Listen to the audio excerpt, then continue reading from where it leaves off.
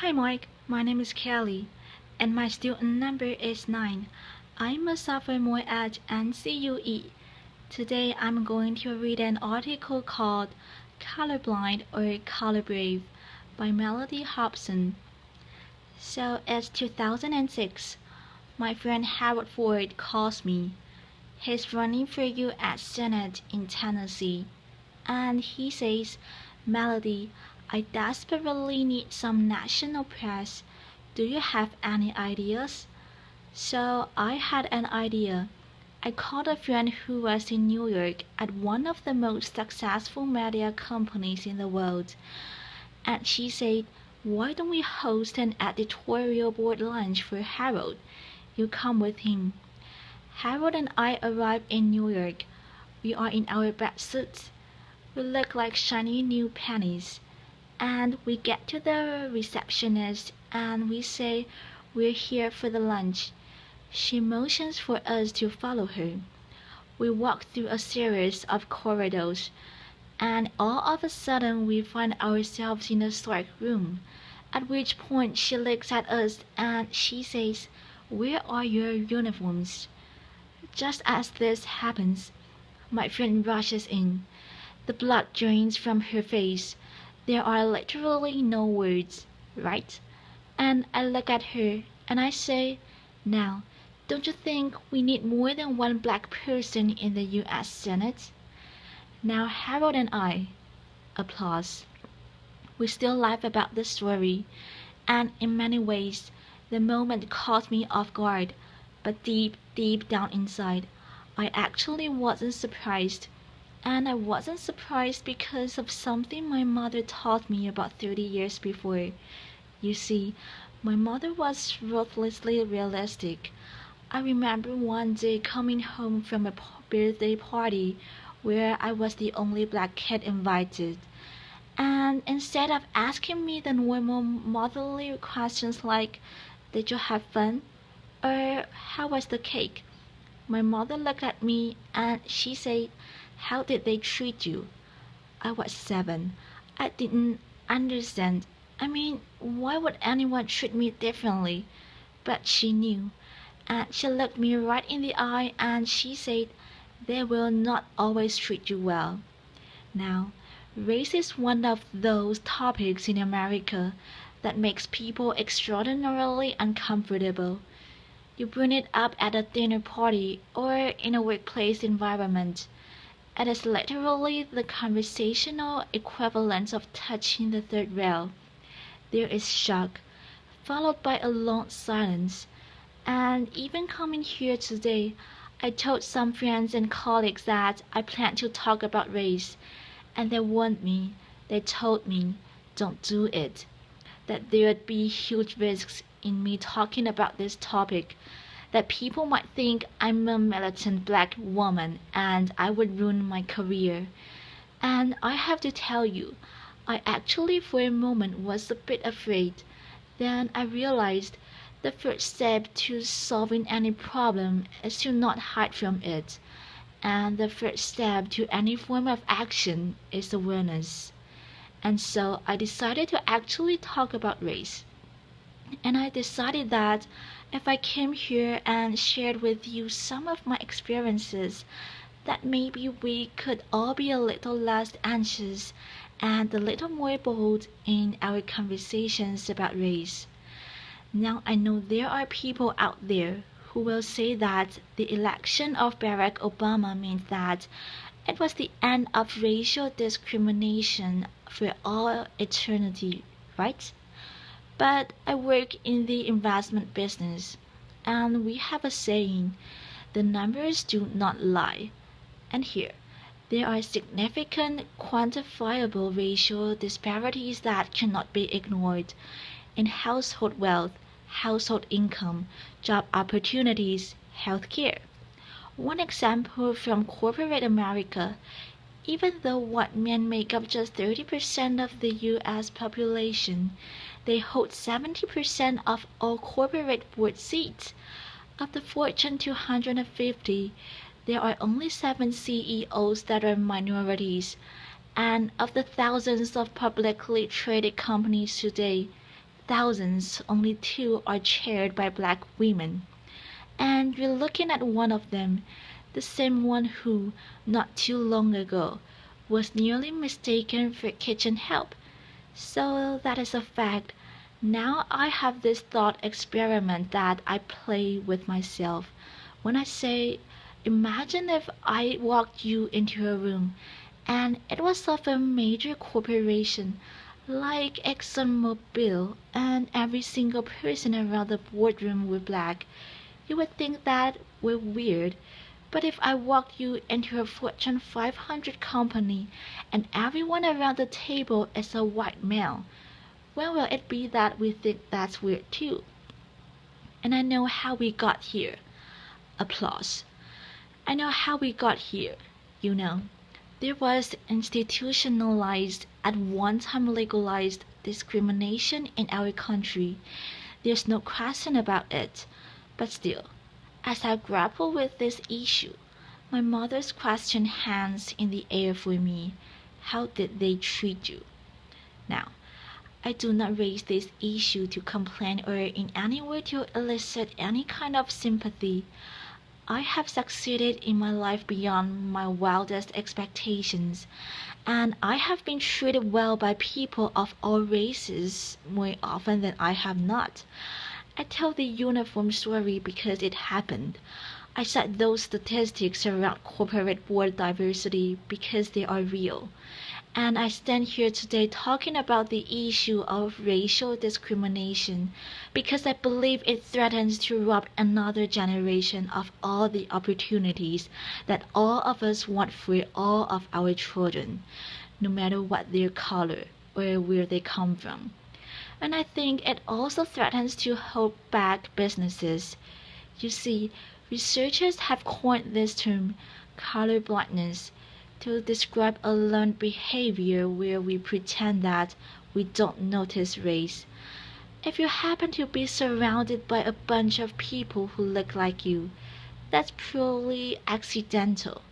Now, colorblindness, in my view, doesn't mean that there is no racial discrimination and there is fairness.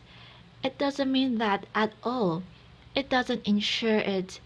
In my view, colorblindness is very dangerous because it means we're ignoring the problem. There was a corporate study that said that instead of avoiding race, the really smart corporations actually deal with it head on. They actually recognize that embracing diversity means recognizing all races, including the majority one. But I'll be the first one to tell you, this subject matter can be hard, awkward, uncomfortable, but that's kind of the point. In the spirit of debunking racial stereotypes, the one that black people don't like to swim, I'm going to tell you how much I love to swim. I love to swim so much that as an adult, I swim with a coach. And one day my coach had me do a drill where I had to swim to one end of a 25-meter pool without taking a breath. And every single time I failed. I had to start over. And I failed a lot. By the end, I got it. But when I got out of the pool, I was exasperated and tired and annoyed. And I said, why are we doing breath-holding exercises? And my coach looked at me and he said, Mellody, that was not a breath-holding exercise. That drill was to make you comfortable being uncomfortable, because that's how most of us spend our days. If we can learn to deal with our discomfort and just relax into it, we'll have a better life. So I think it's time for us to be comfortable with the uncomfortable conversation about race. Black, white, Asian, Hispanic, male, female, all of us. If we truly believe in equal rights and equal opportunity in America, I think we have to have real conversations about this issue. We cannot afford to be colorblind. We have to be color brave. We have to be willing. As teachers and parents and entrepreneurs and scientists, We have to be willing to have proactive conversations about race with honesty and understanding and courage. Not because it's the right thing to do, but because it's the smart thing to do. Because our businesses and our products and our science, our research, all of that will be better with greater diversity. Now, my favorite example of color bravery is a guy named John Skipper. He runs ESPN. He's the North Carolina native, quintessential Southern gentleman, white. He joined ESPN, which already had a culture of inclusion and diversity, but he took it up a notch. He demanded that every open position have a diverse slate of candidates. Now he says the senior people in the beginning bristled, and they would come to him and say, "Do you want me to hire the minority? Or do you want me to hire the best person for the job?" And Skipper says his answers were always the same: yes. And by saying yes to diversity, I honestly believe that ESPN is the most valuable cable franchise in the world. I think that's a part of the secret sauce. Now I can tell you, in my own industry, at Aerial Investment, we actually view our diversity as a competitive advantage, and that advantage can extend way beyond business. There's a guy named Scott Page at the University of Michigan. He's the first person to develop a mathematical calculation for diversity. He says, if you're trying to solve a really hard problem, really hard, that you should have a diverse group of people, including those with diverse intellects.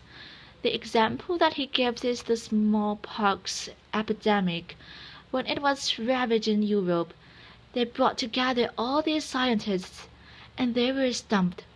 And the beginnings of the cure to the disease came from the most unlikely source, a dairy farmer who noticed that the milkmaids were not getting smallpox, and the smallpox vaccination is bovine-based because of that dairy farmer. Now, I'm sure you're sitting here and you're saying, I don't run a cable company. I don't run an investment firm. I am not a dairy farmer. What can I do? And I'm telling you, you can be color brave. If you're part of a hiring process or an admissions process, you can be color brave. If you are trying to solve a really hard problem, you can speak up and be color brave. Now, I know people will say, but that doesn't add up to a lot. But I'm actually asking you to do something really simple. Observe your environment, at work, at school, at home. I'm asking you to look at the people around you purposefully and intentionally. Invite people into your life who don't look like you, don't think like you, don't act like you, don't come from where you come from. And you might find that they will challenge your assumptions and make you grow as a person. You might get powerful new insights from these individuals, or like my husband, who happens to be white. You might learn that black people, men, women, children, we use body lotion every single day.